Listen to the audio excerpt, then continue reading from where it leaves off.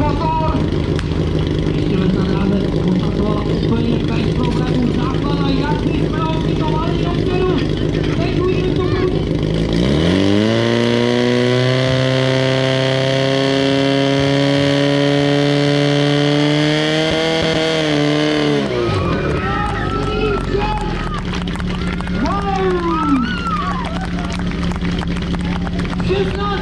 rychleji na levém proudu a na pravém zavíráme 16:23, ale to není nic jiného než první místo a vylepšují si brutálně svůj letošní osobák.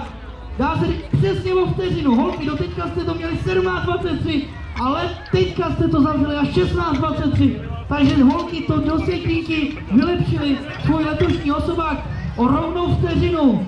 Potlesk pro holky z Myštěse, krásný útok.